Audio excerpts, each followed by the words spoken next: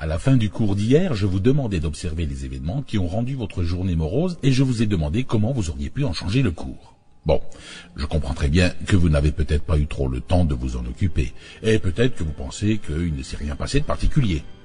Si c'est ce que vous pensez, je voudrais vous rappeler que dans le cadre de votre apprentissage, il n'est pas nécessaire de considérer uniquement les événements catastrophiques ou spectaculaires. Non, des événements, il s'en passe même s'ils sont anodins.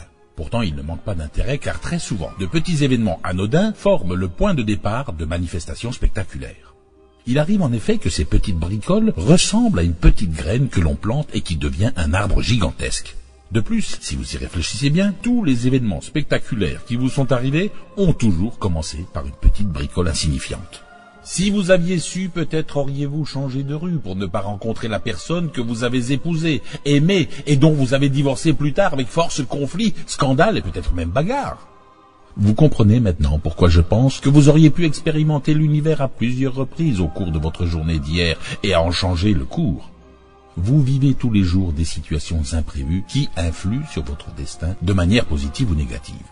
Vous devez être conscient aujourd'hui que vous avez le pouvoir d'influencer votre destin en vivant les événements qui se présentent avec la conscience du libre choix. Je suis certain que parfois vous avez vu venir un événement en vous disant « Oh non, pas ça encore ». Puis vous avez laissé faire et plus tard vous en avez payé le prix. Ce prix est parfois très cher, mais c'est normal, vous avez laissé à votre saboteur le pouvoir de décider. Il faut prendre conscience que nous avons le pouvoir de faire qu'il nous arrive de bonnes choses ou tout simplement de recevoir ce que nous voulons. Voici un exemple qui m'est arrivé personnellement. Au cours d'un voyage, je me trouvais à Paris pour à peine 48 heures. Je découvris par hasard une affiche publicitaire qui annonçait qu'à l'Opéra Bastille, il y avait une représentation de la flûte enchantée de Mozart et qu'en plus, c'était la dernière ce soir-là. Je dois vous dire que j'adore Mozart et toute la symbolique qui se trouve dans cette œuvre de la flûte enchantée.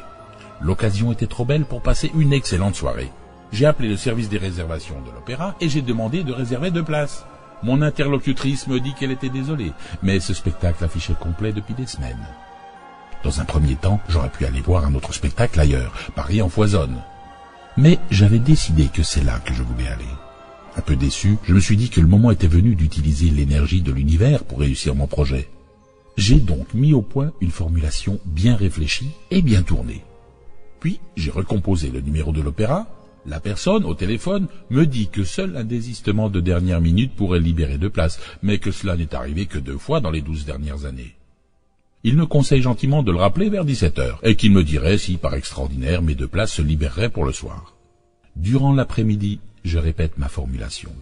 Pas plus de 2 autres fois pour ne pas tomber dans le travers de l'obsession. Donc je rappelle vers 17 heures et la personne m'annonce que j'ai beaucoup de chance. Les 2 meilleures places se sont libérées à la dernière seconde. Il me fixe un rendez-vous pour 20 heures. En fait, je n'avais aucun doute sur la réussite de ce projet car tout avait été fait dans les règles de l'art. C'est vrai que dans ce genre de situation, on a envie de hurler un grand merci adressé à l'univers. Au fait, à votre avis, doit-on remercier l'univers après un succès ? Je vais vous étonner en vous disant qu'en réalité, on n'a pas à remercier l'énergie ou l'univers pour ce qu'il vous donne, au même titre qu'on ne remercie pas la nature de vous avoir donné l'oxygène que vous respirez. Lorsque l'univers vous exauce, il ne vous accorde aucun privilège. N'oubliez pas qu'il ne réfléchit pas. S'il réfléchissait, il se demanderait si vous l'avez mérité ou non, par exemple. Ça, ce sont des valeurs judéo-chrétiennes. Je vous l'ai déjà dit dans d'autres cours. La force de l'univers vous appartient. Inutile de la flatter, d'en faire la louange ou de lui cirer les pompes pour qu'il soit sympa avec vous. Prenez-la. Elle vous appartient tout simplement. Intégrez cette notion. L'énergie de l'univers fait partie de vous. Elle est à votre disposition sans limite. Soyez en permanence à l'écoute de vous-même afin de n'accepter que ce qui vous convient. Refusez d'être la victime de votre saboteur et contrôlez les événements qui se produisent dans votre vie.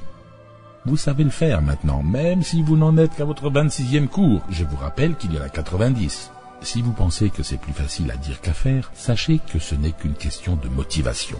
Mais sachez que plus vous expérimenterez cette méthode, plus vous aurez de réussite. Et plus vous aurez de réussite, et plus vous prendrez confiance. Et plus vous prendrez confiance, et plus vous aurez de réussite. Et la boucle est bouclée. Sachez enfin que moi-même, qui ai une bonne expérience, je continue de faire des erreurs. C'est tout à fait normal. Nous ne sommes pas infaillibles, nous sommes quand même que des êtres humains. Un échec ne doit pas vous décourager, car il y a en réalité toujours une explication. Soit votre formulation était incorrecte ou imprécise, soit vous avez oublié que l'univers ne connaît pas le temps. Vous serez exaucé plus tard, mais votre impatience vous fait croire à l'échec. Je vous confie un petit exercice pour demain. Dites-moi ce que j'ai fait après que la standardiste de l'opéra m'ait annoncé que tout était complet.